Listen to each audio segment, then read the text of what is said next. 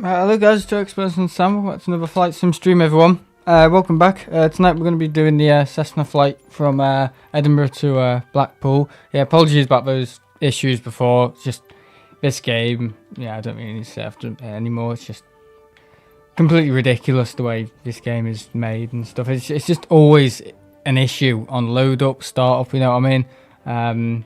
Yeah, it's just kind of crazy. Just to do with HDR. It just doesn't react appropriately at all to what I'm setting it as, and all my stuff's correct. It's, you know, Flight Sim's end, but I'm not going to moan about it because obviously I don't make this game, so I don't obviously have to fix it. I just have to live with it. So yeah, right, okay, so we're flying the Cessna tonight, which is, let me just try and find it. Where is it? Is that it? That's a cube crafter. Where's the Cessna? Is it up here somewhere? I think the Cessna's up here. No, it's not. I'm trying to search for it. Let me try and search for it. Cessna. Right, okay, here we go. And search for it, Varios. No, that's the Texan.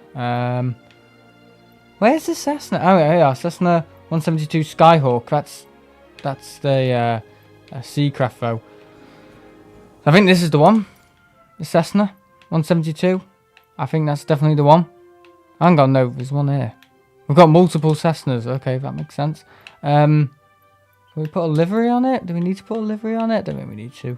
We'll just live with it like that. That'll do. But yeah, we're just going to be doing Edinburgh to Blackpool. So I don't know how long that'll be. It'll probably be about maybe an hour or something like that. I don't know. But yeah, I think I can start the Cessna from cold and dark because I've done it before. Unfortunately, I can't use the yoke tonight because the yoke just doesn't work with the Cessna for some reason. I was testing it and it just wasn't working, so I'm just going to be doing it through controller and stuff like that. So hope you can understand. But yeah, we'll land from, what would be quicker, over Blackpool. I think that'd be good. 1 hour 50, blimey, jeez. What's your Xbox name? I'll give you a follow and fly sometime. Unfortunately, flying or anything involving joining gameplay is only for Noble members, so you have to join one of my subscriptions on YouTube, unfortunately, but that's just the way it is. Sorry, but yeah, we'll do High Altitude Airways. Evening Roy, yeah, he's here as well. So Edinburgh to Blackpool. Let's go. I've turned online players off as well. I know it makes it more scenic and stuff, or the AI stuff, but I think the AI stuff in this game just causes some issues with, obviously, on the ground and stuff, and when I'm having to wait for another aircraft to take off and it's not taking off, and that whole thing, yeah, I can do without it. But obviously the whole multiplayer thing, again, like Aircraft with RSM said, if you want to play with me in the game, you're gonna have to become a member, because that's one of the perks of my membership. So yeah, fortunately, CM's here as well. Hello. Yeah, bit cloudy, innit? It's live weather, so you know. Right, we're in the Cessna. Well, hey, should be fun. I was gonna go live tomorrow, guys, but I'm going out with my nan at Liverpool. I might be able to do like a really quick 1 hour morning stream. I don't know, but I don't know if that's really beneficial because I've got to meet her at 12. I either get the earliest train from my area and be live for what, 9 o'clock or 8 o'clock, and be live for like an hour and a half. I just don't think it's worthwhile going live tomorrow because I've got to meet my nan in Liverpool. So yeah, there's kind of that going on.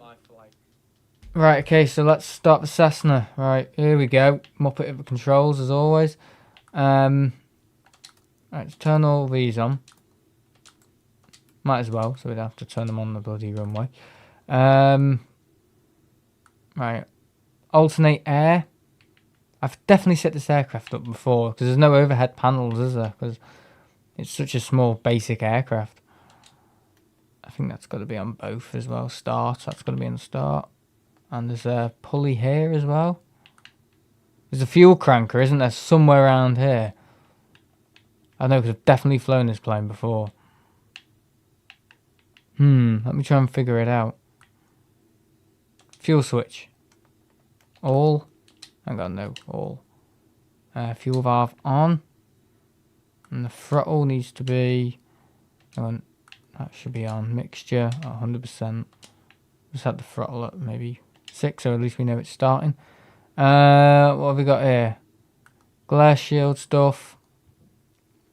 Avionics master, turn them on. And batteries. The batteries are on. Right, so that's on start. Oh, there's something here you've got to switch, isn't there? Where is it? Somewhere down here, some sort of thing you've got to pull.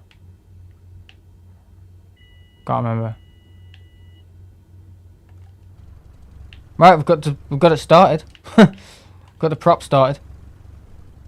Terraspace is here as well. Right, can we push back, please? Right, where's the parking brake? Let me just try and figure out where the parking brake is. Parking brake's right there. There's a very basic aircraft. Yeah, so you can see everything that's going on. Yeah, Skyhawk. JBYK, obviously. And, yeah. I saw you land in another stream and watched you back. Oh, cool. Right, okay, ground services. When did you come back? CM. Fuel supply. Oh yeah, I've got my thingy on hard. So my hard. Yeah, my flight controls are on hard now, so I can feel the wind. So I basically don't have the option for pushback until I literally switch, and I've got to switch back to hard. It's ridiculous. I think that again, it's one of those games that expect you to have a PC. You know what I mean? In order to push back and stuff like that, but obviously I can't push back if I'm on hard because I don't have a PC and I don't have access to SimBrief and you know all that. Tanker 330 VGM landed at 1421 TTE. Very strong smell of fuel during engine startup, but went off a few minutes later. So is this today? Did you go to? You must have gone today. Okay. Come on, mate. You're gonna push me back, aren't you?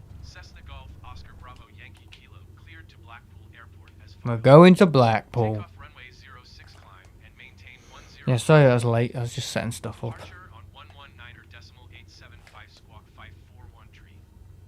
413? Hey!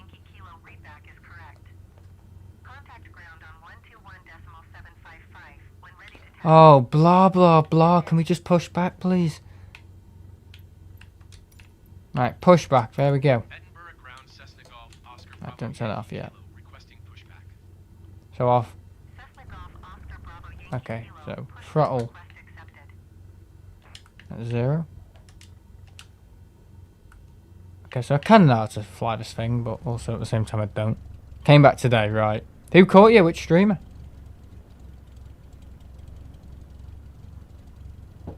Oh, hang on guys, just give us a minute.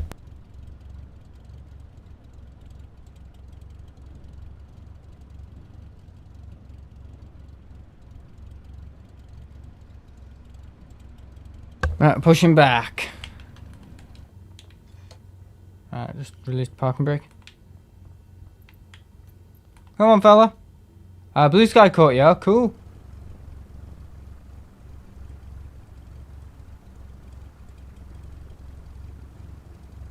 I'm good mates with them. Come on, come on, come on, come on. Push me back. Why isn't he pushing me back? Right, because my parking brake's on, so I thought I had it off. We need to go to the left. Edinburgh ground Cessna Golf Oscar Bravo Yankee Kilo requesting pushback tug to steer the aircraft to the left. Cessna Golf Oscar Bravo Yankee Kilo. It's done that thing again, hasn't it? Where it's not gonna. Oh, for God's sake, this game. Oh, hang on, no, no, it has. Right, guys, we're gonna have to reset the flight because the game's buggered. It's done that glitchy game where it won't get out of that menu. God, this game just wears you out. Honestly, this game, I'm half inclined just to get X-Plane 12 because I just see it as a proper game, a proper flight sim game, whereas this is just child's play. Alright, we'll start somewhere closer to the runway, maybe. Yeah, apologies, guys. This game, honestly, it's on Xbox. It's just a nightmare. It really is. It's awful. Absolutely terrible on Xbox. Yeah, I can't get X-Plane. I wish, honestly, if they made X-Plane for Xbox, I'd move instantly. I would, honestly, you wouldn't see a bullet move faster for me moving to X-Plane. Honestly, I would be there immediately. Because I hate this game, honestly, with a passion.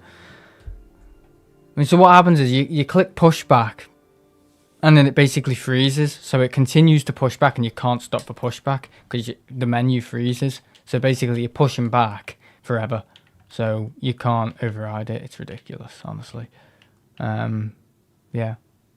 Why don't you just get a PC? Well, I have got a PC, but well, I've got a Mac, but unless you want to, you know, fund, you know, my PC, because obviously I'm not made of money. But since this game is on the Xbox, I just choose to play on the Xbox. But no, I don't have an actual Windows PC. I've got a Mac, but I don't have a Windows PC. But it's quite easy to say, oh, get a PC, thinking I'm made of money. But obviously no, a decent PC nowadays with, you know, Intel i9 and stuff or whatever, you know, or an AMD processor, a decent AMD processor costs something like into the thousands. You know what I mean? So there's just, you know, just to get a decent experience out of Flight Sim, you know, you add it up, it's not, you know, I'm not saying I'm price sensitive, but it's just not worth it.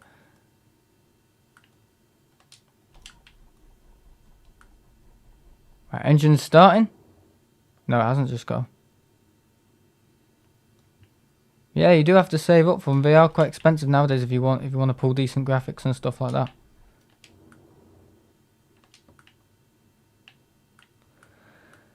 Right, okay, start again. What am I doing wrong? Fuel selector, right? All. There's a fuel switch something down there, isn't it? I definitely remember it from setting up this plane before. Right, on. Right, turn that on. Pull the mixture out, right, okay.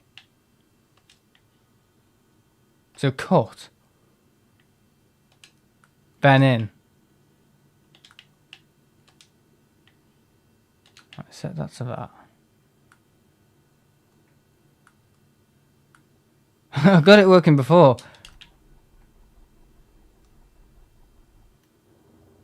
No, it just keeps cutting out, mate. I don't know what's going on. What have I done for it to... Hang on, fuel valve. That's the fuel valve. Right, turn that on.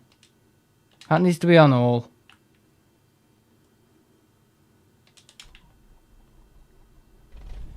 There we go. That's it.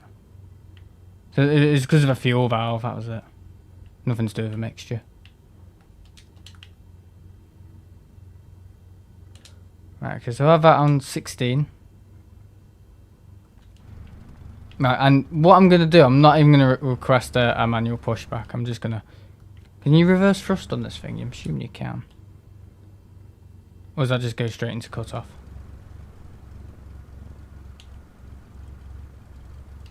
No, I don't think it does reverse thrust. Right, so what I'm going to have to do, I'm going to basically have to do a 180 because I'm not risking that bug happening again. Seriously, I'm just not.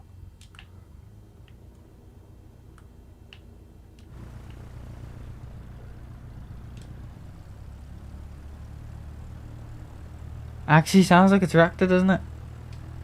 There we go. Ground crew, move out the way. Right, okay. Can we do a 180 here? I'm sure we can. I'm just not risking that bug, because that bug ruins the game. Have I missed Blackpool Tower? Not yet, mate.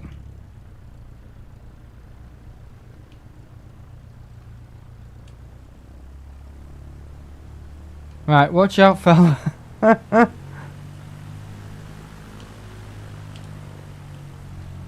The way they treat the Xbox players, it is an absolute disgrace. You don't give them proper, you know, tools to basically utilise the aircraft and stuff. Oh, look at the Emirates 777 over there. Right, so what I'm going to do, I'm going to taxi down towards the east runway and then take off towards the west. So basically, obviously, we save a bit of time there and stuff like that. Yeah, now I'm living up to the name of JBYK. I think it's a nice contribute. Taxiing hold short runway 06 using taxiway Foxtrot Alpha Cessna Bravo Yankee. I'm not using that runway, I'm taking off to the left.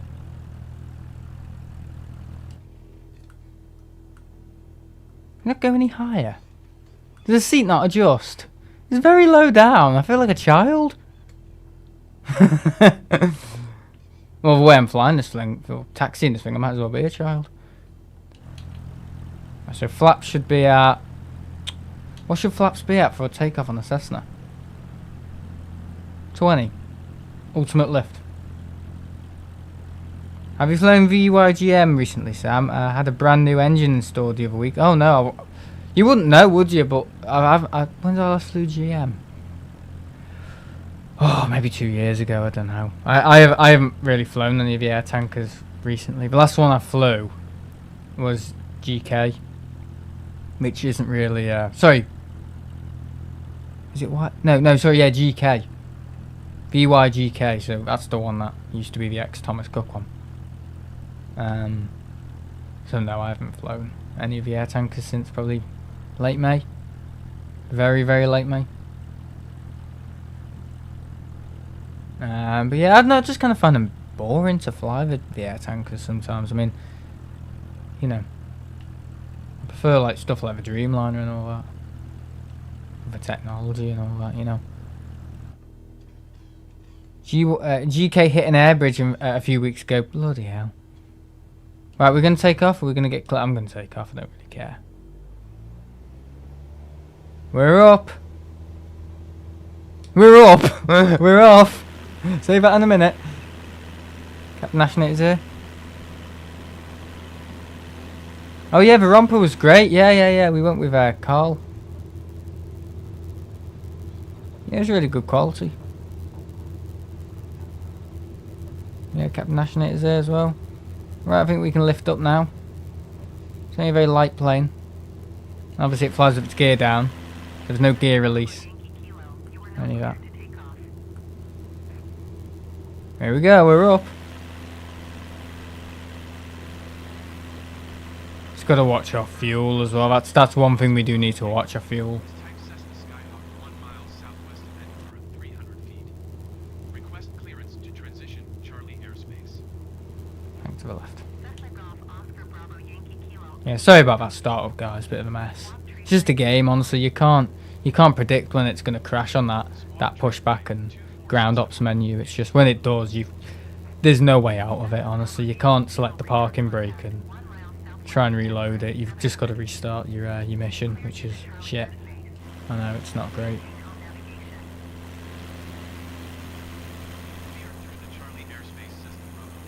Chilling in Cyprus, still loving it. Yeah, you got a tan, CM.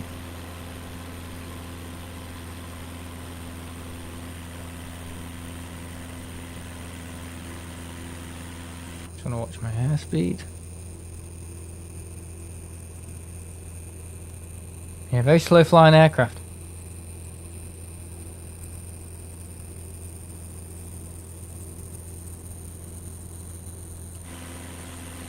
Engines are at full whack as well. Yeah, mixture's at 100%. And the throttle, yep.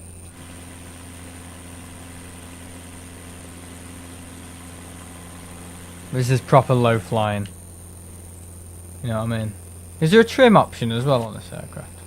Can you trim it? You can't. You can't! No, I got the hiccups. You can't trim it.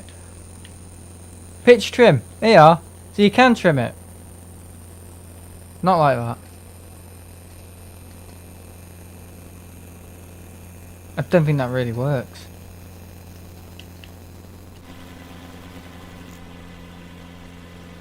Yeah, Romper was good. I haven't been since 2018, but yeah, it was good. Just a little pub opposite the RVP. It's really good. It's kind of hidden, but it didn't look too busy inside. But I tell you what, the fish and chips are absolutely gorgeous. No response to Sam's tang question, lol.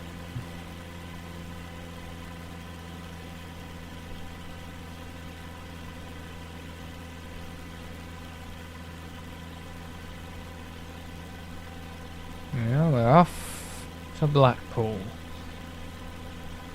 Try and get you there as quick as. ELT, what's that stand for? Emergency light? Dunno. Emergency landing? Dunno. Dunno.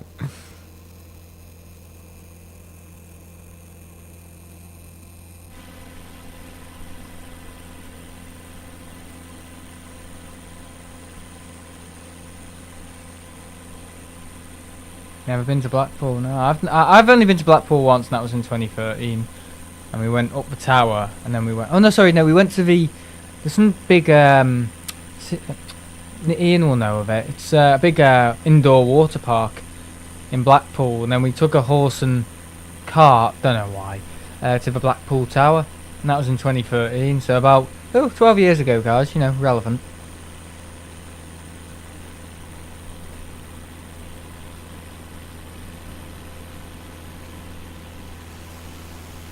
God, look at this. Why are there two people in? Where's the fella next to me? He's a ghost. Right, I'm gonna trim it a bit more.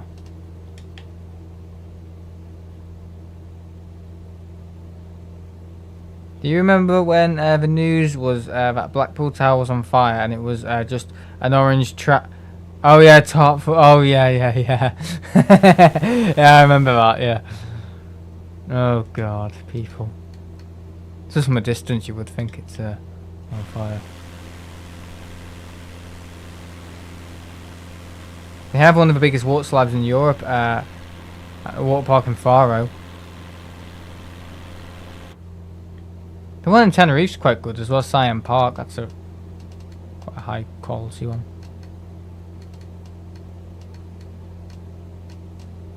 Well, trim's not working. Autopilot. Autopilot trim's connected.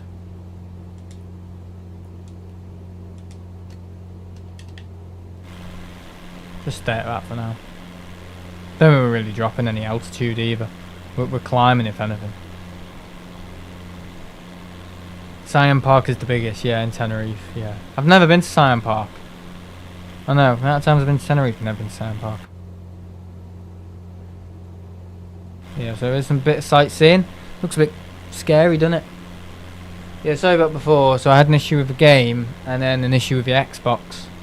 I'm trying to load HDR with the game, and the game was basically refusing to play it in HDR. Yeah, Xbox players, we get treated like absolute... I don't know. Get treated like dogs. Yeah, not great. It's always been like that though. Always been like that. As long as Microsoft's in charge, they'll always try and make money out of people who have inferior equipment or buy consoles because they think, you know, it's wrong. It's totally wrong. I think PlayStation's just more generous, but obviously they don't have the same type of, you know, quality games on there. But you know,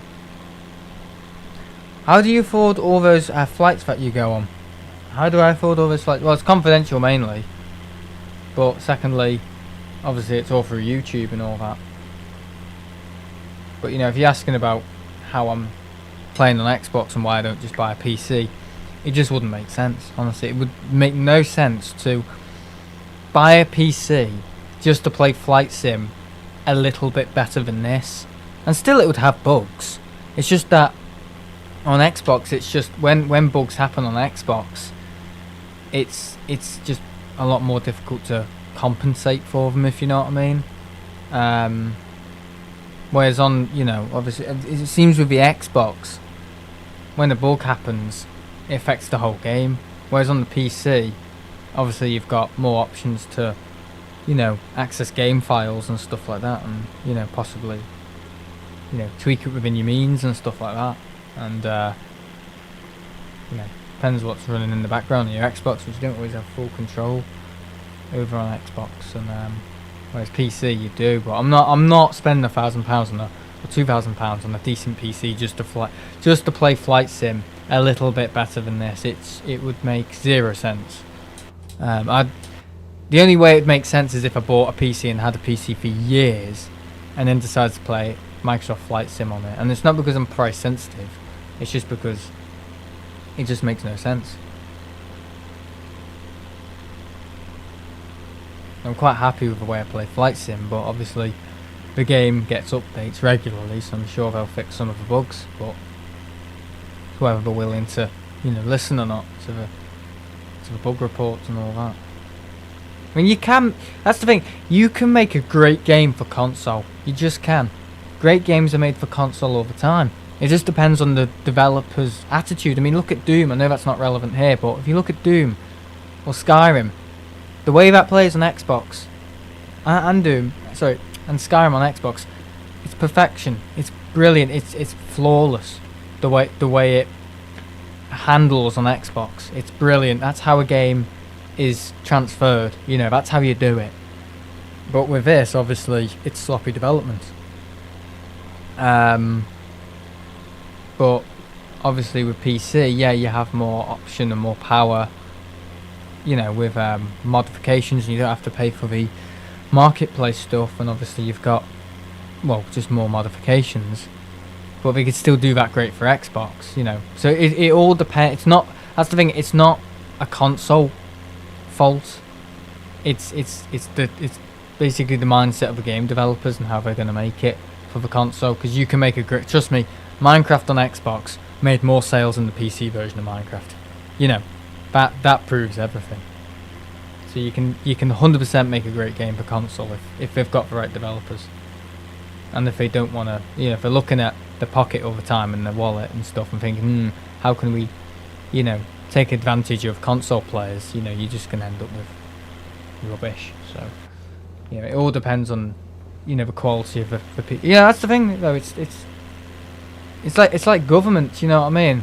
You look at the roads or the way, you know, health services or anything, it's a reflection of government and all that, and all these charities in the UK. You know, it's a reflection of a government and them failing to support their people. It's like that in the video game. If you've got a game on a device, a different device, and it's not up to scratch or not as good as, not as good as PC, it's a reflection of, you know, the developers and stuff like that.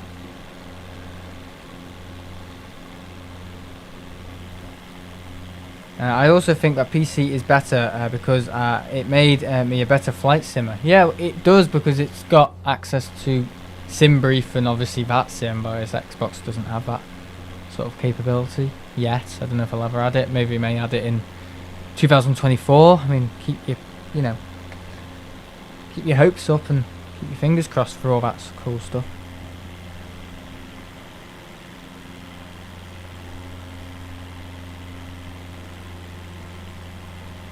They never listen. They are making a 737 MAX for Flight Sim 2024, despite two old developers making one.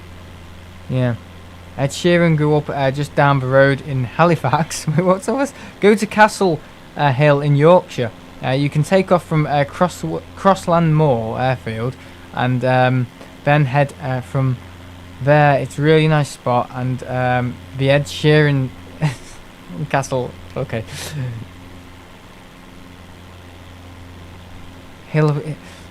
Castle on the Hill is based on it, right? Cool.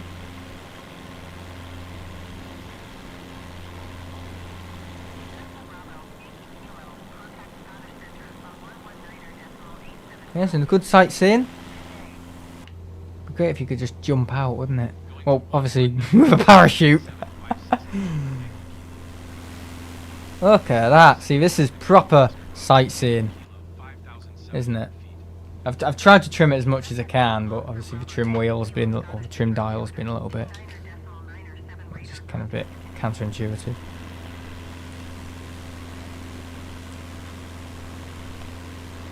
Just feels a little nose heavy, doesn't it? That's all. It just seems like it's nose dipping just slightly. Oh, that's gonna make a difference.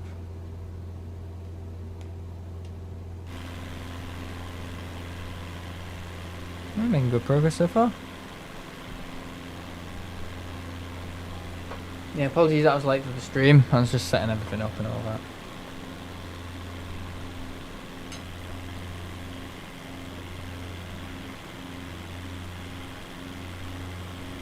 Went to a few other barbecue nights. I've been... yeah, it's great. You went back to your manor in Faro. Enjoyed it.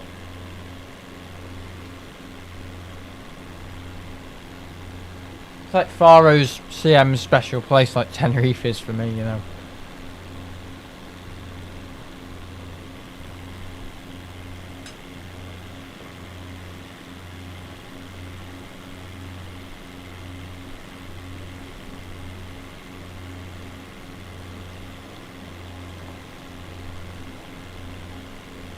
Yeah.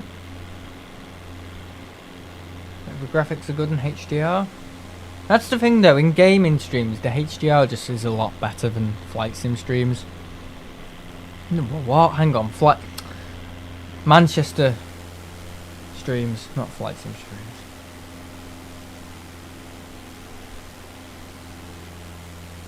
Oh god, 3 weeks to Palmer. 3 weeks to Palmer and the UK will have no more issues. As soon as he lands, we'll have issues again. Yeah, Josh and Wally's there as well. Welcome, welcome. Great looking aircraft though, isn't it?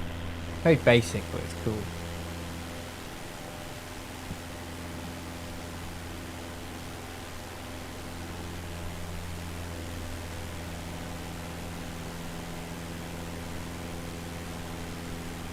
Scenery. He's flying EasyJet. Yeah, GBYK again. I just love living out that name, don't I?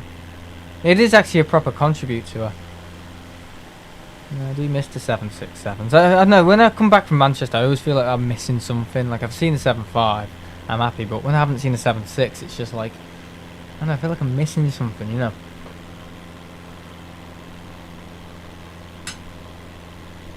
You want to go to the romper again, Sam, when I come? Yeah, whatever, sure.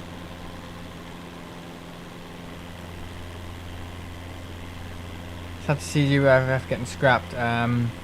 Corrosion under the wing. Oh no. Has it actually been scrapped? I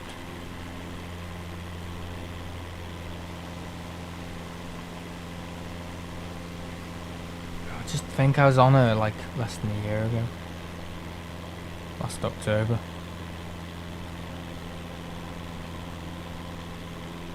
Yeah, no, I think next... That's the thing with Iceland. It doesn't matter when I do it. Because next time the 76 comes to Manchester, please guys let me know. Because going via Heathrow with it, it's just more expensive. It's something like £500. Just to go from Heathrow to Iceland, it's ridiculous. So I think next time the Iceland Air 767's at Manchester, please let me know guys. Because I'm going to book it just to get on that aircraft. Not yet. GBYK is getting converted currently, but GBYF it is in Tarbes.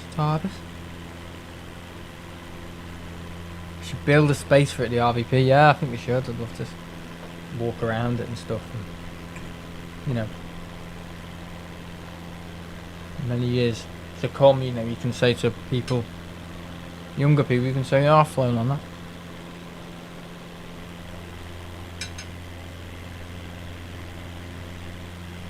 No, very sad though, very, very sad. Now I love the 767, honestly one of my favourite planes, just I love the raw power of it and just a really well built plane and all that, and you know, just looks good, you know. Bit of an odd design for a plane, to be honest. I mean, it's very narrow and towards the back of a 767, I don't know, the APU's really low down. Ever looked at the 767? It's kind of like an older design, isn't it? Or just the nose like the Monarch. Yeah, the 767's got a really... If you look at the back end of the 767, it's the APU really slopes and is really low down, as well as the stabilizers. The horizontal stabilizers on the 767 are almost like window level for like the passenger windows. It's very odd design, but it flies beautifully. It's a really nice plane.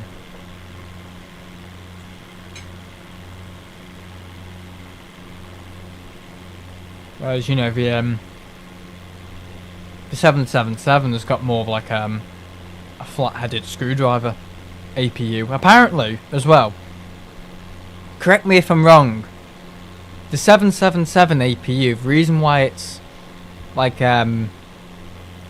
what do you call it? It's on one side, isn't it? It's like a flathead screwdriver, isn't it? The shape of that APU. A flathead screwdriver. What am I saying? You know what I mean. Yeah, a flat-headed screwdriver. That's what it's called. You know, it's lopsided, isn't it? It's like a rectangle. It's like a rectangle, the shape of the APU. You know, apparently it's something to do with because the APU on the 777 isn't it on the? Is it on the right-hand side or the left-hand side? The APU on the 77. I've actually forgotten. I think it's on the left side, but I actually don't know. Hang on, let me look it up. 777 APU.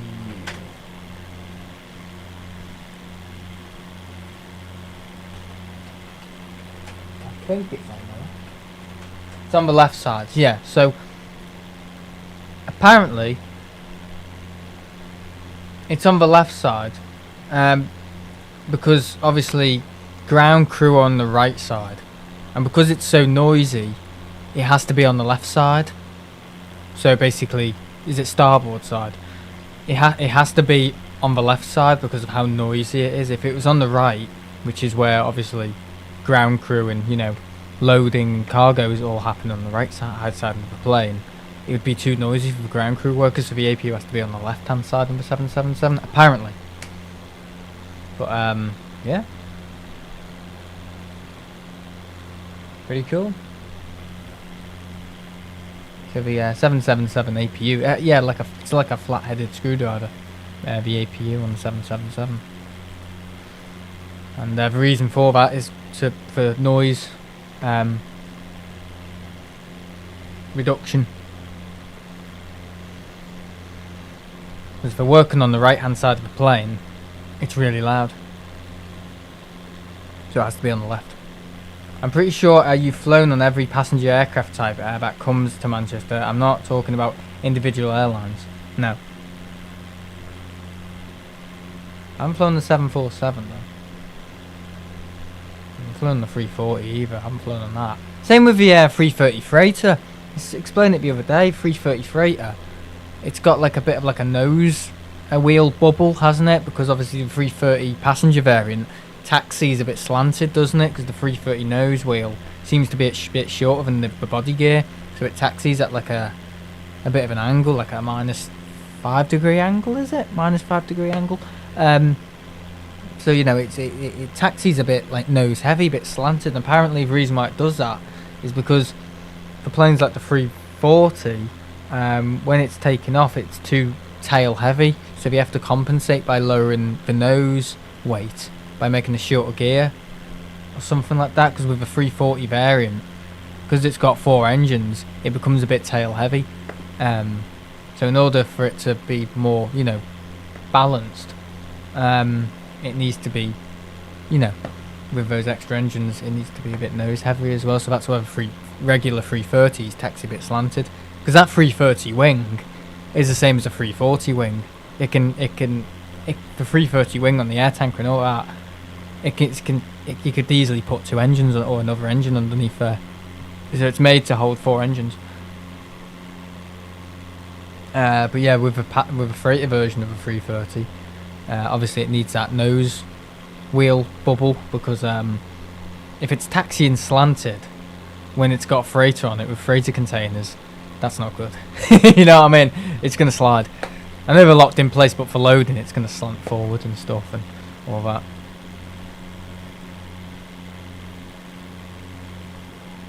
Someone said on Facebook why the nose gear bay looks like that. I can't remember why. They used 340 wings on the air tankers. Yeah, I think on all 330s it's pretty much 340 wings. I'm pretty sure. I don't know. Correct me if I'm wrong, because I don't know everything. I hate to be one of those people that think I'm right about everything with planes, because that's just dangerous. But I'm pretty sure definitely the 330s have a bigger wing. Sorry, the 330 air tankers have a modified wing. But I don't know if it's the same on all the 330s, that's as similar as the 340, I don't know. But all I know is that you could easily put 4 engines underneath those wings. And that's why the taxi slanted. Interesting though. Interesting info. Well, with 777 APU, I think it's noise reduction. That's why it's on the left. So it's not basically blasting a load of sound out at ground crew workers who are loading baggage, unloading baggage. You know what I mean? Because a conventional tail cone of the airplane, you know, that would be, I don't know, maybe it might, mixture of maybe aerodynamics and, because I know with the 777 they were having a lot of issues with the tail and stuff like that. In production they had to make the tail about 4 different times. Some company called Alenia in Italy, or in Australia I think. They made the tail of a 777 is made by a company in, I think called Alenia in Australia, I'm pretty sure, and they had to redesign it about 4 different times, literally, because of flutter and stuff. So the APU cone could have been compromised. I don't know. The 340 and 330 have similar exact same wing design. I don't like the 747 tail being. I like the 747 tail. Kind of goes up a little bit, doesn't it? I mean, the 747 tail is quite similar to the 777 tail, but obviously it's still got that nozzle at the end, whereas the nozzle on the 777 is obviously on the left. On the 767, it's at the back, and on the 75, the same. Alright, okay, see you later, CM, bye bye. With the Airbuses though, you notice with the Airbuses, a lot of the Airbuses, the APU tail end of the airplane is straight, whereas the Boeings kind of slope a little bit more, have just got a little bit more shape to them. The Boeings, and I think that's an aerodynamic thing, because Boeings are, obviously, you know, a lot of the old Boeings were made for just more brute power, whereas the Airbuses are more economical and, you know, fuel efficient. If you put a cost index into the airplane, you know, it has obviously the amount of thrust power on takeoff and all that, and you know what speed it, you know, obviously with the cost index, it has to meet that cost index. So that's why the Airbuses fly a lot more economically. So basically possibly slower, whereas the Boeings are just more brute power. You know what I mean?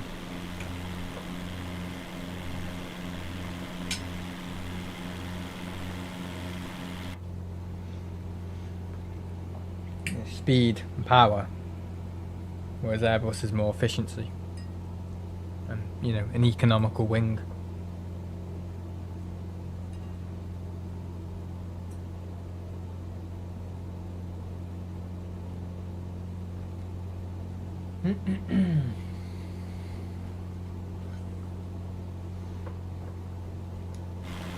Well, I don't know how long we've got to go.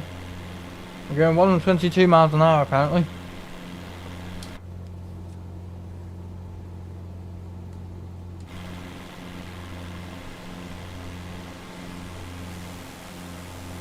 Yeah, it's interesting to talk about facts with airplanes.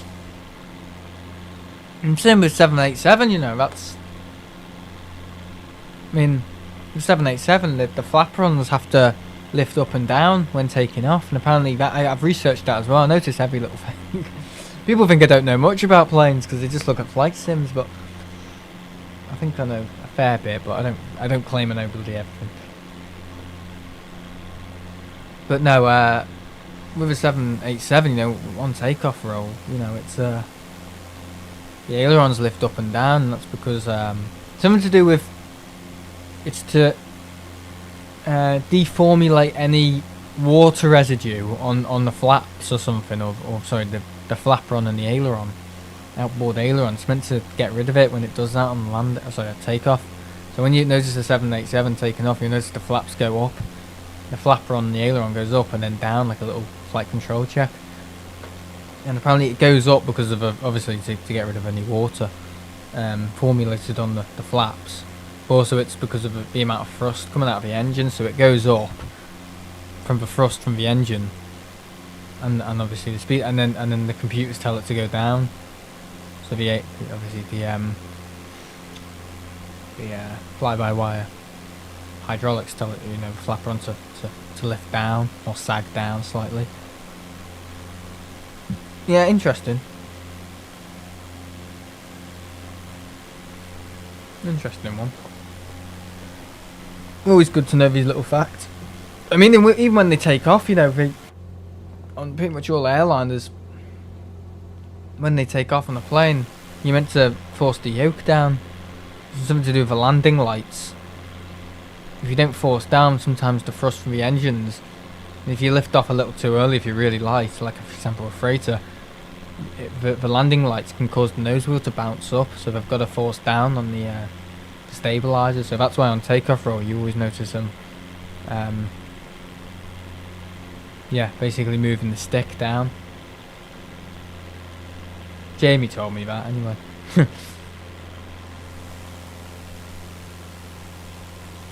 We're doing quite well. Feel like we're getting somewhere, as opposed to nowhere. Stream's nearly been an hour. Bloody hell.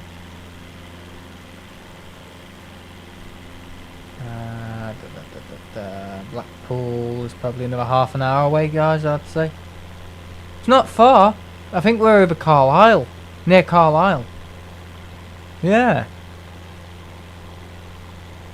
There was Dumfries, Carlisle, which we'll be going over in a second, and then we're North Pennines,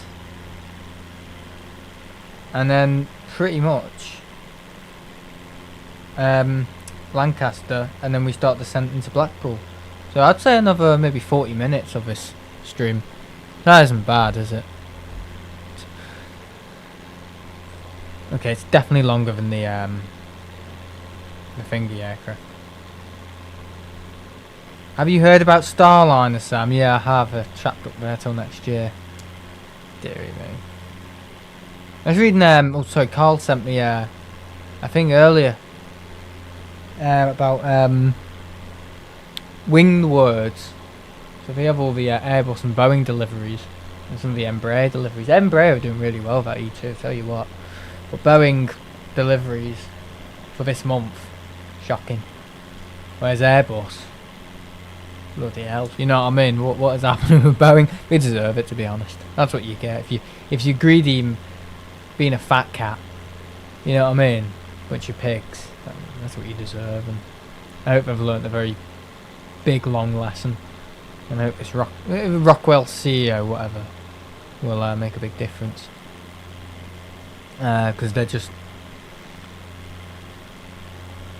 yeah, completely contaminated Boeing.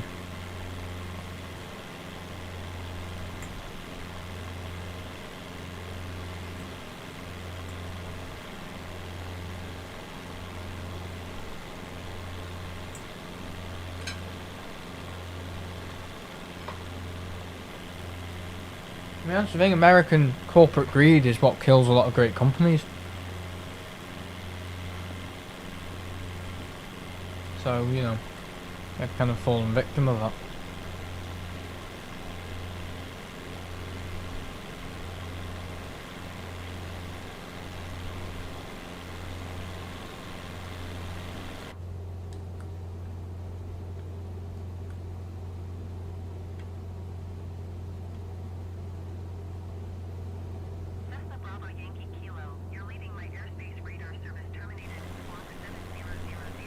Okay. Doing well. Squawk 7000. Frequency change approved. Cessna Bravo Yankee Kilo. Manchester Center Cessna Golf Oscar Bravo Yankee Kilo. Is type Cessna Skyhawk 9 miles. Echo Golf Whiskey India 5,200 feet. Request flight follow.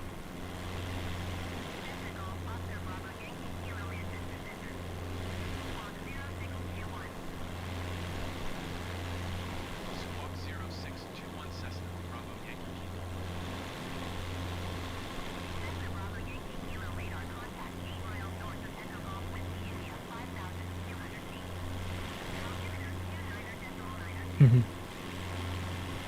Where's the destination? Blackpool. Bravo Yankee Kilo. Go on then, Blackpool. We'll have a Blackpool Tower. Yeah, see, that's proper ground scenery. That's how you do it.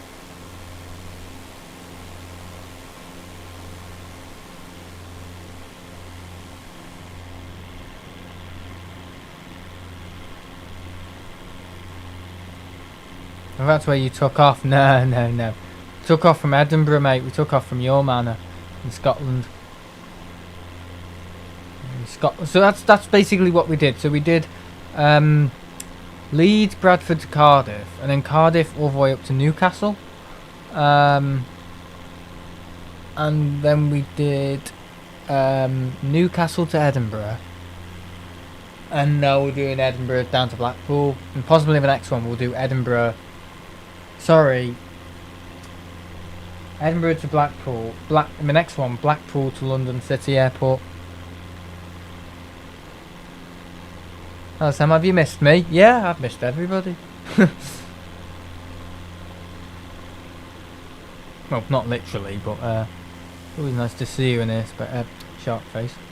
Even me. At least get the names right. Yeah, guys, we're secretly eating my tea. I don't know if you heard me before. Oh, bloody hell. Got a Coke in the fridge. I might as well get that. I'll be back in a minute.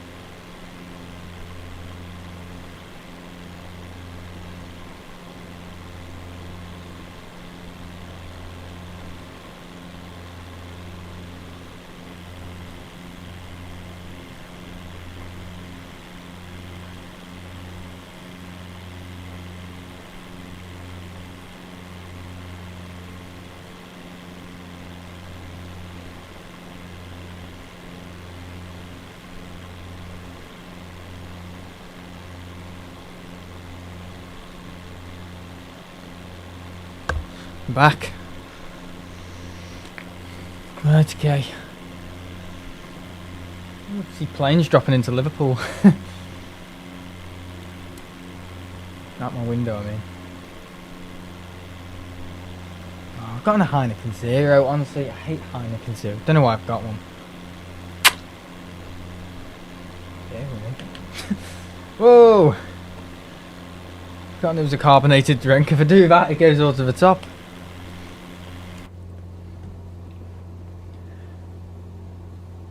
Bloody hell. Right, okay.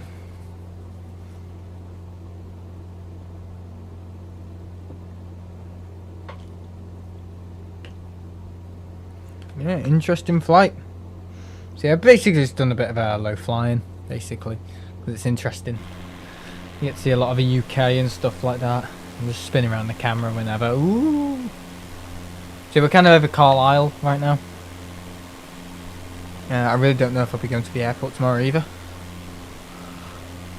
Just a minute, guys. Just let me get a thingy for this Heineken. It's gone everywhere.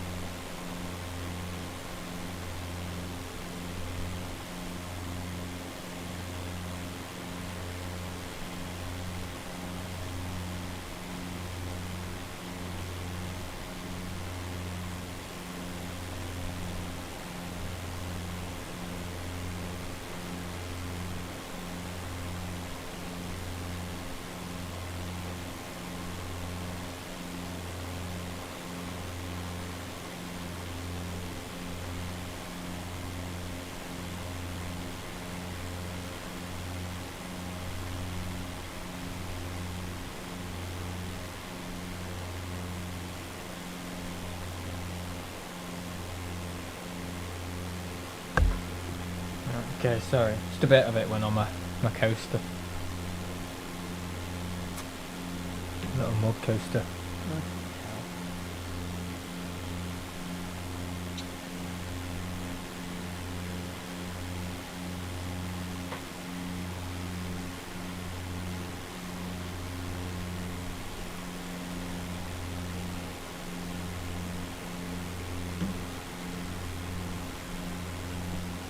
Yeah, I got a Heineken Zero.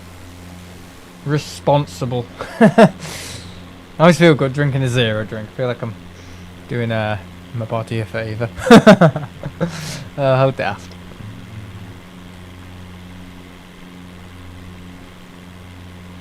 Yeah, doing well, doing well.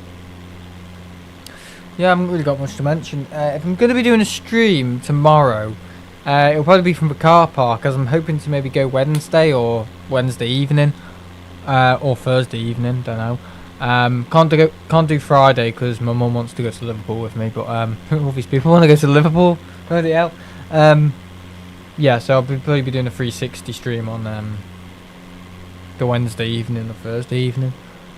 I think someone said the other day, can you do 360 and HDR? Combine the two things together. So HDR and 360. Unfortunately, no, I can't.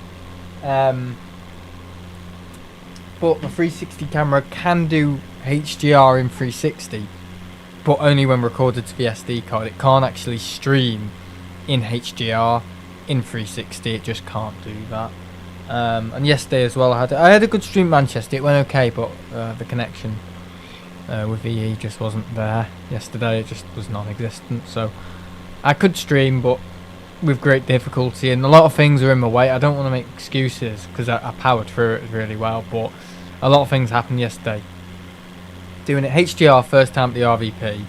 Secondly, doing it with all my different stuff and all these different innovations, like, you know, the live replay and all that, which was kind of tested Friday night, but was in full flow yesterday, and I think I managed really well for live replay. Okay, as I predicted on the Doom stream on Friday night, yes, the cropping of it and the transformation of it and stuff, the window where it's being replayed, needed cropping a little bit and adjusting. But you know, that's an easy thing. One time I did click the live replay and it didn't work. That's because I closed my Safari browser, because it's basically a window capture of my live replay, me replaying it back on YouTube. So because there's different ways of doing live replays. Is you can download a pack on OBS as a plugin, and basically there's an option on OBS where you can record and stream at the same time. So you can record and stream. So basically what that pack does, it goes into your file of your recording, because remember you're recording and streaming at the same time. So what it does, it goes into the file of a recording of you streaming, and then there's a replay buffer for 20 seconds. So it basically just replays your live recording back onto OBS from the live replay. Blah blah blah. So there's that way of doing it, which is probably the better way of doing it, but the amount of CPU usage that uses, and obviously I'm recording it at the same time, it's just too much. So what I'm doing with the live replay, I'll tell you my secret, I'm basically just having it on in the browser in the background, on my Safari or whatever, or Google Chrome, replaying the stream back at 720p in the background when I'm streaming on OBS. I tell OBS to go for a browser capture, so it just captures the browser of Google Chrome of me replaying by the stream, and I just crop it to the window of YouTube, or minimize the window YouTube thingy, and just have a YouTube. If there's no live replay buffer, I set the live replay buffer, which is actually more customizable, because I can basically if it's YouTube, I can basically select it when the live replay thing's off to whatever part of a stream. Whereas if it was a live replay, I'd have to manually go into the file and tell OBS to do the live replay for 1 hour ago or whenever, where I can just click it. The way I'm doing it now is just select the slider with the YouTube thing. So it's a more simple way, but it's a more dynamic way of doing it. And obviously with it being with Elgato and stuff like that, and on the the Stream Deck, it just makes it 10 times better, you know. I'm sure I can activate different parts of the stream from it and all that. Yeah, it's really good.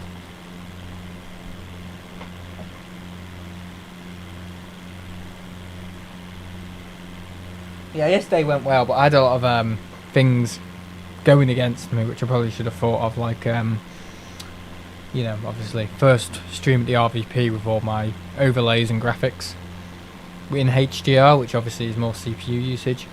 The live replays, first thing that was happening. I also had, what else did I have going on yesterday? Couldn't get my usual position, and obviously internet fairies. So I had 4 different things. So I was kind of, you know, I had a dizzy thrown at me, if you know what I mean. So it wasn't the easiest of circumstances. But I think I managed really well, you know. And all the bits that were buffering and stuff, YouTube have just clipped them out automatically, so I don't have to go in there and do all that and, you know, delete the chat. Because when the thing is with YouTube, if you've got a live chat replay or a historical chat on a video after being streamed, like this for example, in 48 hours, if I want to edit it or add text or whatever, it deletes the chat.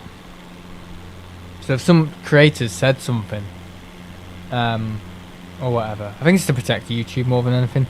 So if I've said something in this stream at whatever 1 hour 10 minutes into the stream like it is now, and I choose to delete that, and YouTube, someone's wrote into YouTube saying, hey, this creator said this to me at 1:10 in the stream, and I've clipped it out, YouTube could go, we never said that, you know, what are you going on about in the live chat, what are you going on about? So YouTube obviously delete the live chat, so I think they know if someone's clipped something out, which is kind of stupid because they would have that info anyway. If it chose to delete the live chat or not, you know, they could still look into it if someone's made modifications, but I don't know. Maybe it's because they don't have the amount of data to, or it wouldn't make sense to viewers if someone deleted maybe half an hour of a stream and they had, because I think live chat works in, because the way YouTube used to work with live chat, it used to have like a little it would, when someone put a message in, it would have like a little timer of what part, what hour or what minute and what second of the stream they put that message in. Seriously. So Josh O'Malley's message or Harris's message probably came in at 1 hour 8 or 1 hour 9. It would have that written very, very faintly underneath it, but we've gotten rid of that now. So you used to be able to know when people would have put their messages in. So maybe it links back to that, I don't know, but all you need to know is if I clip out a bit of my stream and then save it, so when people watch it back, they can't see that bit anymore. They also can't see the chat because it deletes the live historical chat. So it's a bit annoying. So that's why sometimes when you watch back my old streams or a particular stream, you think, where's the live chat? Where's that gone? You know. Sometimes I just do it because I don't want people to see useless useless footage if something's happened, mainly in Flight Sim, if something's crashed or I've gotten something wrong, you know, I just clip it out because I just don't want to waste people's time. Them having to see me do a flight all over again after watching it the first time and failing to do it, you know what I mean? I know people's time is valuable, basically, so yeah, things are looking good at the moment. You know, views are on the up. HDR 360, yeah, instant replays. I mean, I'll get it better next week. You know, I watched it back and I was happy with how it was yesterday, but I'll get it down to a fine art, I'm sure. But you know, I only set it up literally Friday evening, tested it for about half an hour, and then tested it for like 5 minutes with Stream Deck, and it all worked. So, you know, at the airport, there's like multiple things I'm focusing on, so I can't always get everything down correctly. But obviously in time, instant replays will just be as natural and as instinctive as, you know, me turning on and off multicam. You know what I mean? I'm pretty sure when I first did the multicam at Manchester, first stream I did that, it was a bit like, ooh, and I think a few people were like, ooh, you have it on too much. So now I just turn it on, off every now and again. You may notice, because some people were saying, what's the point of having it on all the time? And since I got the Stream Deck, I can just turn it on and off whenever I want, you know, the multicam. And people were fine with that, you know. So I did make a poll saying, do people want me to keep it or do people want me to remove it? Most people said keep it, but obviously I listened to some people who were quite close to me who said, yeah, it's good, but do we need to see it on all the time? Because at the end of the day, it is still cropping out a bit of a plane. You know what I mean? Sorry. But yeah, you know, it's just one of them. Look at this. Look at these views. Oh, I was having a good chat in there. YouTube is a failing website. People are getting ever angry at them. Yeah. Well, I think YouTube is doing okay at the moment, but it just seems like the customers. I mean, I've witnessed some absolute horror shows with customer service. I'm only going to dig into this deeply, but things like if I've had a spam account saying, oh, you've been hacked or blah blah blah, I send it to YouTube saying, do you send emails like this if people's channels are compromised? And they've said yes, 100% we do. This is 100% from us. Where, for example, I go, okay, I'm shitting myself now. So I basically quit the chat, say thanks for your help, and then the next day I may contact another one of their colleagues, and they may say, no, this isn't from us. This is 100% a spam email. You should just ignore it, and you know, it's obsolete. You know, we don't send messages like that to people who may have a channel that's compromised or hacked. You know, we don't send messages in live chat. That's just a fad. We send it through email. So the company doesn't even know what they're saying. You know what I mean? It's terrible. So 1 minute they're saying one thing, and the next minute they're disagreeing. That one of their other clients think is actually real. You know what I mean? So they're not even training. That, to me, it doesn't even sound like they're training their staff properly to do the job, because the staff are actually believing nonsense. So I actually had to get someone who was quite high up in YouTube to basically say to me, no, this, you know, we send out emails to people if their channel is compromised or hacked or whatever, you know what I mean? So basically customer service can't even, or the feedback or whatever, or Google support, YouTube support, can't even do their job properly. And also another thing, if you're typing, it doesn't say to the other, well, when you're speaking to a representative from YouTube, it doesn't let them know that you're typing, but it lets you know when they're typing. So basically, when I'm typing, sending something quite comprehensive, they're sending messages to me saying, are you still here? Are you still here? We'll cut you off in 1 minute if you don't, you know, respond. And it's just like, they should know if I'm typing an email, because when they're typing, I can see, so I'm waiting. It's just things like that. It's just like, oh God, this company is... Yeah, I will agree. YouTube is terribly run. Really badly run. But it's to a point where it can sometimes be acceptable. You know, if you're just using it to post videos and have a bit of fun, it's fine. But anything that's more technical and advanced, and you need certain things from them and certain bits of information, it can be really, really, you know, it can be like pulling teeth. Whereas with Amazon or Apple, it's just like instinctive. It's just like, yeah, you know, it's professional. You know, it's done at a professional and, you know, it's just done professionally. That's all I need to say. Yeah, I'm not moaning. I'm only moaning because obviously I've deserved that that level of support from what I've done with my channel, because I'm part of a partner program, and when they've got staff that don't really know much about YouTube and what they're sending out to people and what they're not, and they think some silly 12-year-old on the internet is them when it's actually not them. That's not what they do. You know, if a colleague from YouTube who's got a job at YouTube, think a channel that's compromised gets messages in the live chat on a YouTube video. You know, it's just like they don't even know their own terms of service. It's like they don't even know their own company policy or law. It's quite sad, actually. But I think YouTube will be one of those companies that, I hate to say this, will probably get shut down, probably maybe in the next 20 years, just from incompetence and failing to keep up. Something will happen, I'd say in the next 5 years, that everyone will just move to. It'll be like an ultimate social media, I think. And it'll probably change a lot of things, and I think just YouTube will become another MySpace or something. I think there'll be like an app that will be made by one of, you know, a private company, or I don't know, all these companies mixing together to make like an ultimate social media or a secure social media. Something will happen. Something has to come to a head where it's like, okay, you know, privacy policies have been totally broken by this company, this company, this company, and some company will probably come along with all these great lawyers, and you know what I mean,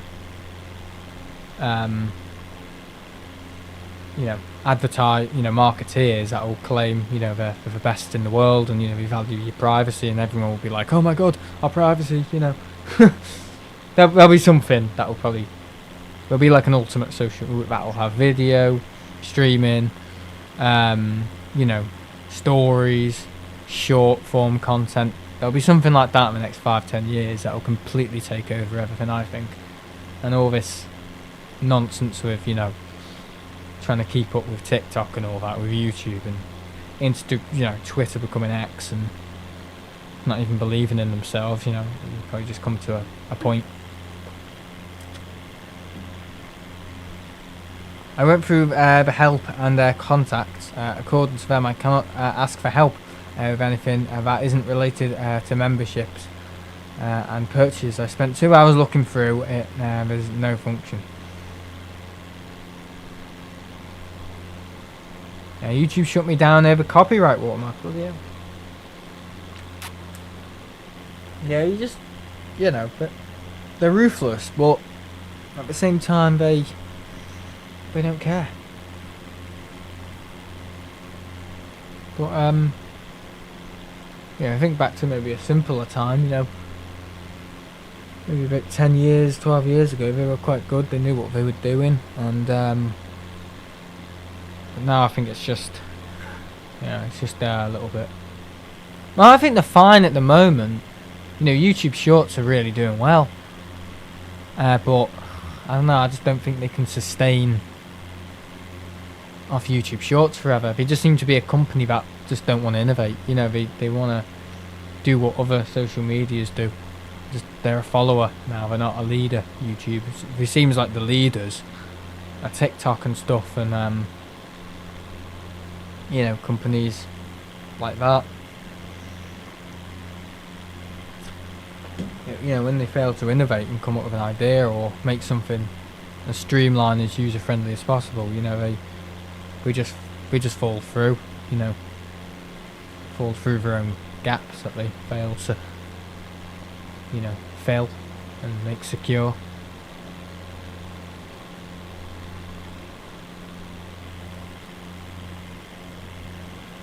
Yeah, shorts do very well, but we can't just do shorts forever, because like anything, you know, it will come to a point where shorts won't be popular anymore. People will move on to something else, and YouTube again will find themselves like, oh crap, we've got to you know, we've got to do something quick. We've got to quickly wrap up a solution to this, and or you know, our way of responding to this harsh competition. You know, so they'll find themselves in the deep end again. I've started posting TikTok content now, to be fair. Yeah, is it better? I think TikTok does very well. Yeah, YouTube's ticked. I mean, YouTube, I'll tell you now, I've been on the platform long enough to basically witness everything they've done. Shut down, you know, Google Plus. Google Plus was great. You could see all your external data in there and images and all that, and some of your friends and stuff, and even your family, you know. They shut that down. There's actually a website called Killed by Google, and if you look it up, it's all the little things they're basically just shut down. It's so funny. And stuff like that. I don't know about Google Hangouts. I don't know if that's in there, but that's irrelevant from YouTube. But you know, they did something like stories, YouTube stories. They stopped doing them. They shut them down. YouTube gaming, they shut that down, which was quite good. Yeah, just all these little things. They removed annotations, so content creators can no longer put annotations in the videos anymore. And links onto the video, because they were worried people were linking to unworthy sites and stuff. What else have they removed? They've removed a lot of stuff. But again, you know, stories, where did that come from? Instagram stories, timelines, you know, YouTube timelines, stories and stuff. They removed that when they fell out of fashion. And obviously with TikTok, the short form content, what have they done? They've done that, YouTube Shorts. So they basically, in the last 6 years, I've witnessed them basically follow every single trend other social media platforms are doing. Literally. And now they've introduced YouTube games, so you can literally play games on the YouTube homepage, like Facebook. So they've got no imagination. They have literally got the personality of a wet flannel, YouTube. Literally. They're soulless. They don't know what they're doing. They've got no ideas. And obviously that doesn't benefit their stocks or anything, you know. Or the creators, because usually what YouTube do, they blame the creators, you know. If they're losing money, they end up blaming you for it. Yeah, honestly, they do. They blame the creators. They say, oh, all creators have moved, you know, have moved platform and stuff, and they didn't have faith in our system. They just blame us. No. Not having that. I mean, I tried to get the 360 solved. You know, when it was freezing on the phone. So when you zoomed in on Live 360, on my Live 360 stuff at Manchester, if you zoom in on the phone, it freezes it. And I brought that to their attention, and they said, no, that's your problem. It's your. They're basically saying, long story short, it's your fault. This is your problem, not our problem. So we just blame you. And I was like, no. This isn't my problem. It's happening on everyone's device, and it's happening on the phone device when you zoom in. It's not happening on the PC when you scroll on the zoom wheel or pinch to zoom. That's, you know, it's fine there. But on mobile devices, particularly iPhones, it's freezing. So they say, oh, please use Google Chrome. Who uses Google Chrome on a phone to watch YouTube? You just download the YouTube app. So they don't even know what you're meant to be watching on, or the preferred platform. They're clueless. I mean, I was asking about HDR content. I said, what do you think is the best bitrate for HDR in 1440p at 60 frames? And they said you need H.264. H.264 is a codec for SDR, standard definition. HDR is at H.265. So they don't even know that honestly, I was rolling around in my room on the floor pink, laughing. Honestly, they are laughing stock. I'm not even being funny. It's quite worrying, because they're the people you go to when you've got a problem with YouTube, and they don't even know. So you know, and it's especially when you pay for YouTube Premium, that's something like £14 a month, and you've worked very hard to, you know, get paid on YouTube and become part of a partner program, and that's the sort of support you get. Not really. I'm not moaning. This is the truth. Honestly, it is. I bitch and moan in Discord and send messages of it, and in the members chat, like, oh god, YouTube, no, what are you doing? Please employ some people that have actually graduated college and universities on IT, not just kids from KFC, you know. YouTube is getting worse and worse. Got rid of the clipping feature for some creators' streams recently. Yeah, and it's mad. I mean, the whole gifting thing's mad as well. You can't even gift properly. You can't actually gift memberships to a channel if your channel's a brand account. My channel's a brand account. A brand account. Honestly, my channel is a brand account. It's not a main account on my Gmail. It's a brand account. So if I'm watching Think Planes or any other streamer, I basically cannot. I can't accept gifts. Sorry, I can gift, but I can't accept gifts. So basically, I can't get freebies. If you know what I mean. Basically, I can't get when someone gifts a membership. I can't opt into being gifted a membership because my channel is a brand account and somehow it doesn't work. And the whole way you can't put people's handles on the phone on the YouTube mobile app. It doesn't work. It only works on desktop. You know, handles. I'm pretty sure community tabs or community posts is still not ready for iPads yet. All these things, you know, it's just like you can't if you bought an iPad, you can't make community posts on the iPad. They still haven't done it yet. And that I remember reading that in 2019. I'm pretty sure they still haven't done it yet. Honestly, it's okay, very small little things, but quite significant. You know, you can't tag people, you can't, the way YouTube do the handles. I mean, they said if I want to put someone's handle in like this, it would link straight to their account. So if I do that, CM at CM Transport, if I do that, it should put the link to CM's channel so everyone can follow it. But it doesn't work on the phone. It only works on desktop. So that's why I'm a little bit, you know, annoyed, because I can't promote people. I can't support my friends and people because most of the time I'm typing on the phone. I'm out and about watching streams or watching other people's streamers, and I can't. Yeah, it's just yeah, I kind of need YouTube at the same time. It's like a government, in it, or an iron lung. You kind of need it, but you wish you didn't have it. Yeah, difficult one. But anyway, let's stop moaning, because at the end of the day, it's not going to change. Again, as I said before, it's a reflection of the people that own it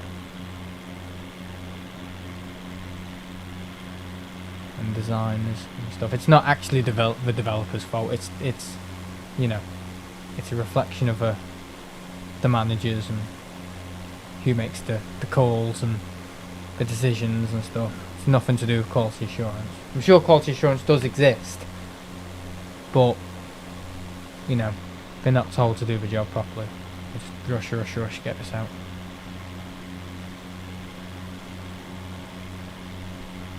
Which is sad, because you know, things could be really good. Well, that's what Tom said, you know, 413 said he's on Instagram now, and he said he basically doesn't need YouTube, because he's happy on Instagram, and he's happy how it's run, and he doesn't really have that many problems. You know? That's good to hear. That's a breath of fresh air, you know, if you know, your instruments, and you know,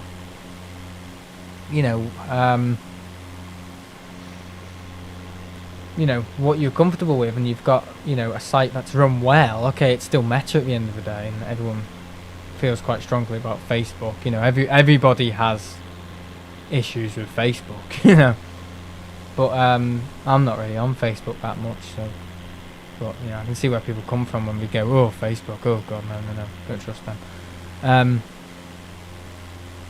But yeah, you know, it's just one of them where it's like, at least it's running well for someone. It's good to hear that 413 finds it as, you know, a system and an application that's run quite well and is organised and gets constant updates. And when they do make a new feature, they're very clear about it, and they tell the creators exactly what's happening, what's going on, and how to execute things. And there's none of this, you know, compatibility issue and it not working on a certain device, you know. But with YouTube 360 streams, it's just so unheard of. That's the thing. They you can do live 360 on YouTube, but there's a few bugs, and I mean it's not majorly broken, but it's one of those things where there are a few little glitches and issues, and they, you know, when you watch a 360 stream, there's no pop-up that says this is how you use 360. You know, you turn your phone, it's kind of just like I have to tell people how YouTube have implemented it and how it works on YouTube, and people basically just go by my command, and I shouldn't really have to do that,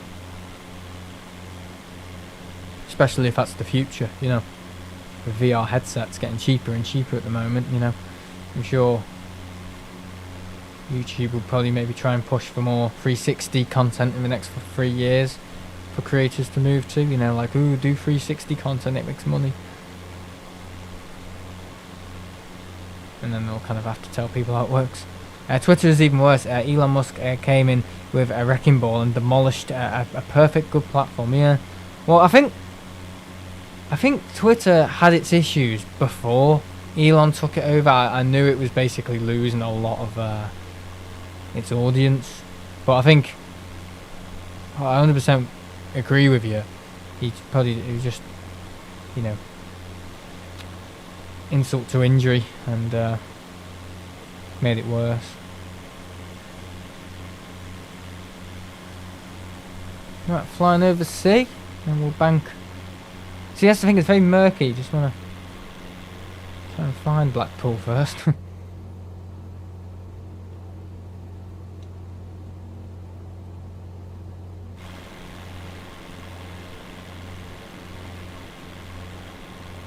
heading into final. I need to fly one of these soon. Thinking of a PPL. Ooh, private pilot's license. Hasn't Leo got one of them? Yeah, Leo, one of my mods. He's actually got a he's got a commercial no, he hasn't got a commercial airlines pilot. He's had to do something in London, a medical, which contributes to a civil airlines pilot's license or something like that. And he's doing quite well for himself, I think. So yeah, good on him. He told me when we went to Amsterdam, he said he's had to have a medical, an intensive medical down at London, for pilot training, and it's just like, wow, cool stuff, dude.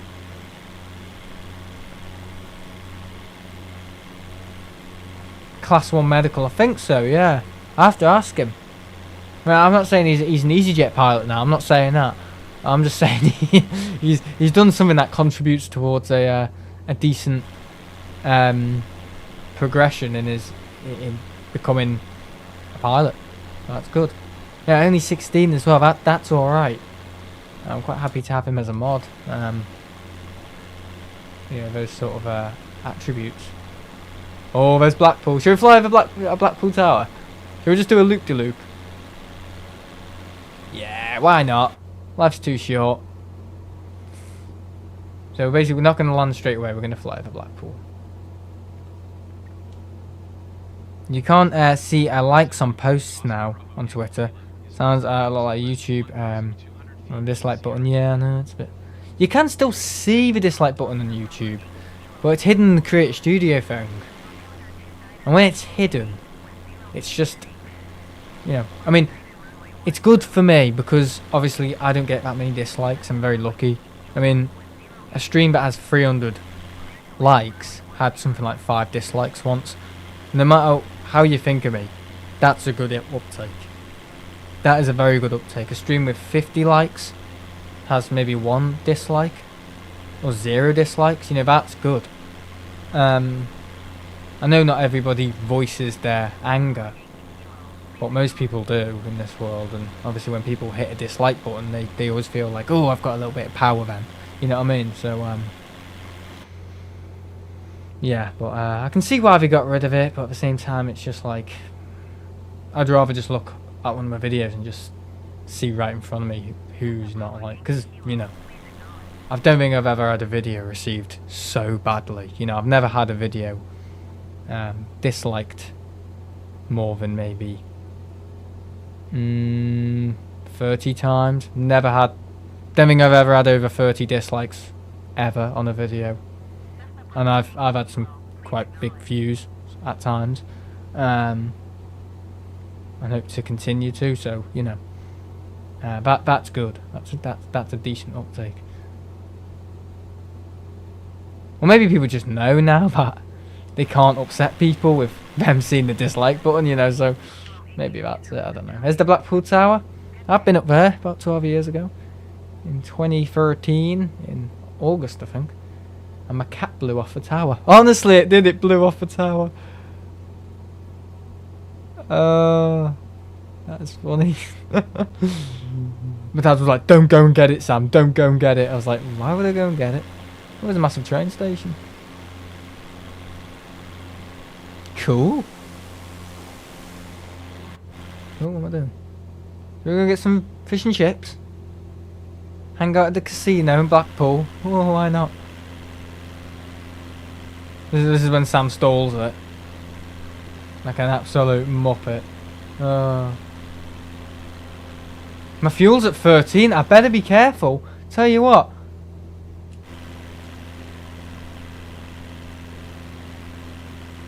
I won't stall at fuel 13, will I? No, I won't. Because I was in... Yeah, it's because I was in a bank. Yeah, my fuel's at 13. Better watch.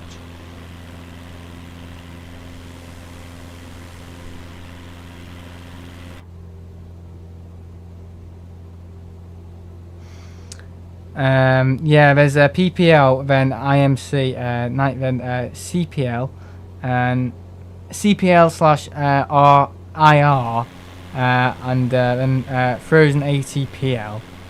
Then you can join an airline as an FO. You have to build up to it. Alright, okay, cool. Yeah, Leo's got that though, I think. We went down to London together. I've just told people!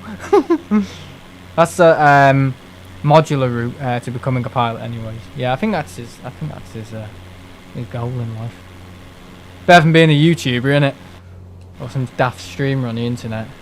Gonna fly over Blackpool. Running out of fuel. What a muppet. Right, where is Blackpool Airport? Oh, here we go. This is when you can't find Blackpool. Right, pattern entry. Right, okay. I think we're going far too fast as well. Right, where's Blackpool Airport then? Ah, I see it, I see it, I see it. I see the airport. Don't do that. That's a stall, mate.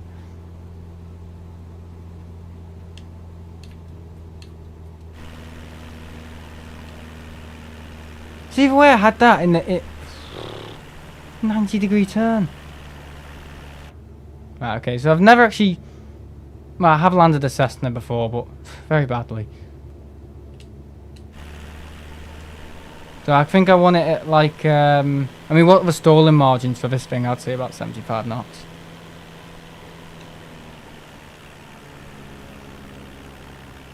Okay, right. Just be careful with coming in. Right, flaps 30.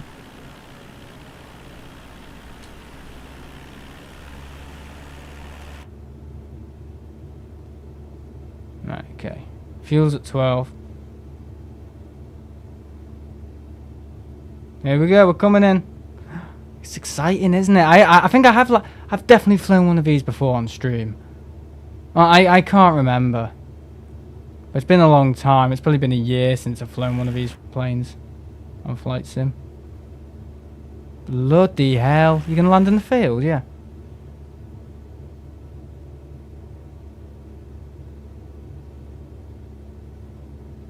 Very sensitive aircraft. Tell you what, really sensitive aircraft. Oh, not bad. Oh, hey! Hey! You go, girl! That's how pull her hair while she's doing it. Wait, whoa. Oh, God, that's funny. Right, we're here. Welcome to Blackpool. With a little bit of a whiplash. Oh, that's funny. Right, okay, we're going to turn to the left. Right, flaps going up.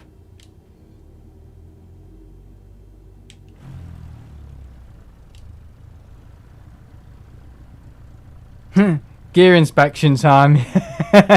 Oh, that was fun. Up, down, up, down, up, down. Oh, hey. No, I'm not used to landing them. I see. That's the thing. I flared it as well. Did you notice I flared it? I'm thinking I'm flying a commercial aircraft.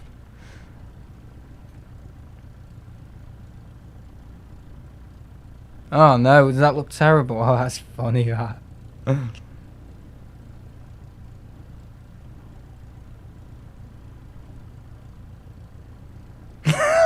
watching it back. Oh, that's funny.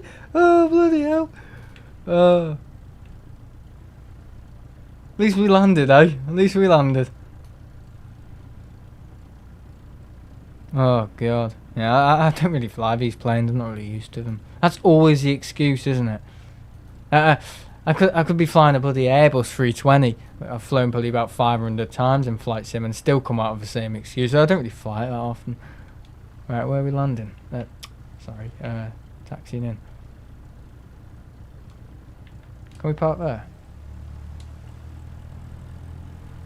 Don't know where I'm gonna go. I think there's some sheds down there I can park at.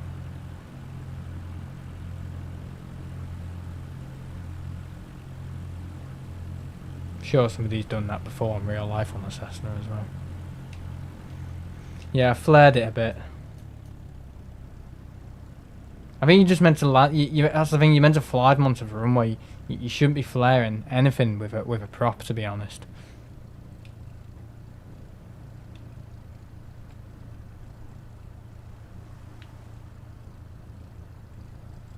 And the ATRs as well. You fly them onto the runway, don't you?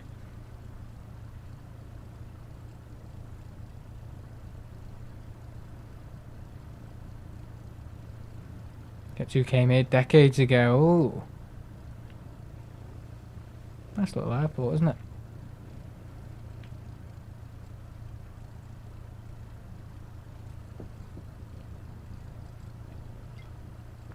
Yeah, I actually really enjoyed that stream. It was really good. I think in the next one we'll fly down to London City on the Beechcraft.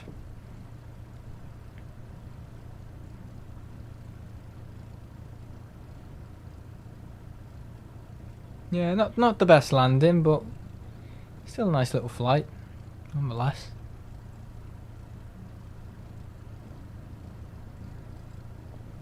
Right, okay, where are we gonna go? Right outside the sheds?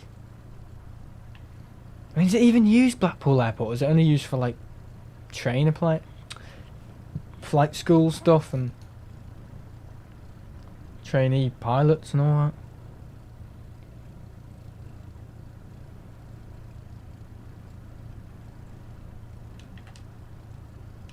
I think we can park here, can't we? No. Park near the other one. Props mostly.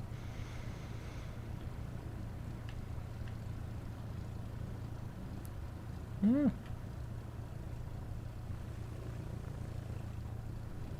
Nice, isn't it?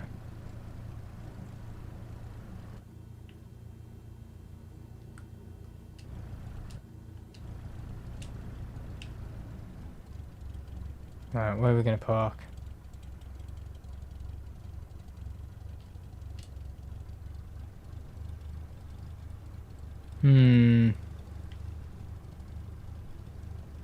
Park near this little fella's private jet here.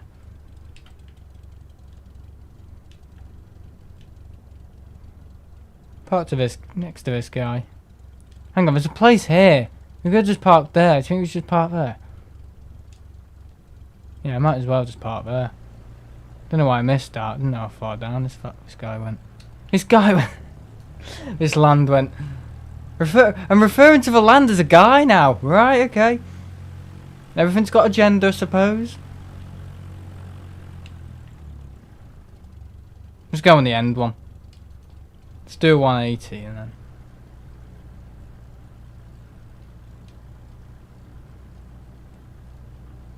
I didn't know went all the way down there. Really optical illusion there. Jeez, made it look smaller than it was.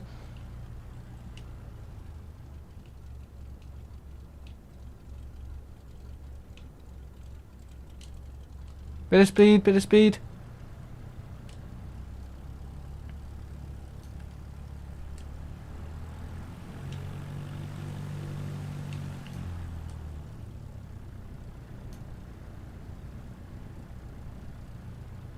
There we are.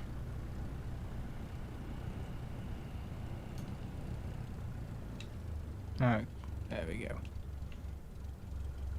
That should do. Parking brake on. And fuel selector, have that on all. This cut off is there. Hang on. There we go. That can go off. Mixture. Cut.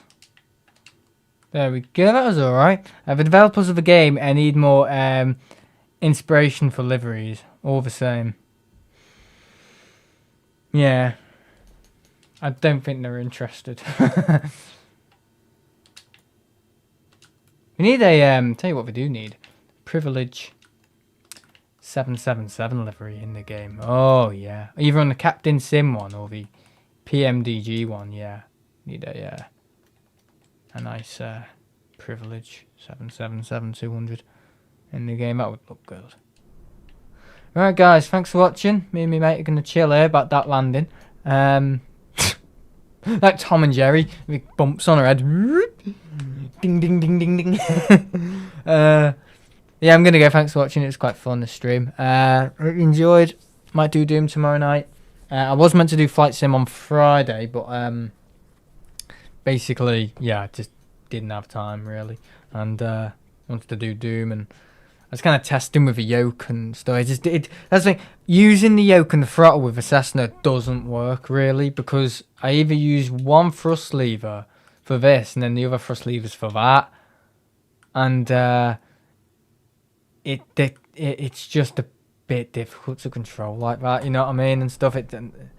Yeah, it doesn't work with a yoke and two thrust levers. It's not really appropriate. Maybe the Honeywell one, yeah, but again that's 200 quid just to fly this thing appropriately. Nah, but no, it doesn't really. The Boeing Thrustmaster stuff's great with the the Texan aircraft, the Beechcraft, but for this, the Boeing yoke and thrust lever, it's just not appropriate when you've got a throttle pull. What are these called? What do you call them? It's a throttle, isn't it? When you've got a mixture throttle and obviously an adjust throttle, yeah, but with thrust, conventional thrust levers doesn't really work very well. And all the controls are just a bit everywhere because this thing doesn't actually have a gear lever. So I don't know what the gear lever would do. Would it affect the pitch trim? I don't know. How do you affect the pitch trim? Well, how's I doing it through here? Well, they should both work, shouldn't they? This one doesn't really work that well. But this one does. Maybe I should have been using that one. I don't know. I didn't even see it. I thought I controlled the bloody rudder. Right, okay. Can you pitch the rudder in this thing? I don't know why you'd want to. Why would you want to do it? Why would you ever want to pitch the rudder in this sort of plane? I think you can isolate one of the thrust levers. Yeah, I think that's what I was doing. But just to get used to that and using one thrust lever and the other one for the it just wasn't really appropriate to use it in this sort of thing. So I just thought, nope, not using the Boeing stuff for this. It's just not appropriate. It's like using the yoke on the Airbus. It's just dumb. But yeah, hope you guys enjoyed. Thanks for watching, and I'm gonna go now and put everyone out of misery. That landing was fun. Oh yeah, little cowboy there, trainee cowboy. Oh man, that's funny. Yeah, thanks for watching. I'm gonna go. So see you guys in the next one. Might be doing Skyrim tomorrow night, and the next Flight Sim stream. I don't know. I think they may be doing something commercial on either a Boeing or an Airbus, and then taking all the scenery flights and the sightseeing flights. Somewhere maybe in the next 2 weeks or something, but just get back to conventional airline flying and stuff in the game. I'm thinking of maybe doing some of the challenges as well and some military. After this, I kind of want to experiment a bit more in the game, and obviously it's quite funny when I fail at stuff, so I want to take up with that. Just some more, aspects to the game and stuff like that. Some of the landing challenges, I think that'd be quite fun. But yeah, just some of the routes to Spain, and when I'm doing short flights to silly airports, that's quite fun as well. But yeah, I can virtually land anything in this game, but by the book, no. But yeah, I'm gonna go. See you guys in the next one. Apologies about the stream yesterday as well at Manchester. It was completely out of my control. Connection was just not. It was just not existent. It just wasn't there. Just nothing. It was there, but that's the thing. It wasn't working on the fella's phone behind me. He could get nothing. And my stuff's quite powerful, so that's how I could kind of get stuff, but kind of couldn't. So either way, it still affects your stuff. If the internet's down, it's just down, isn't it? There's no way of really solving it. But yeah, I'm gonna go. Bye bye.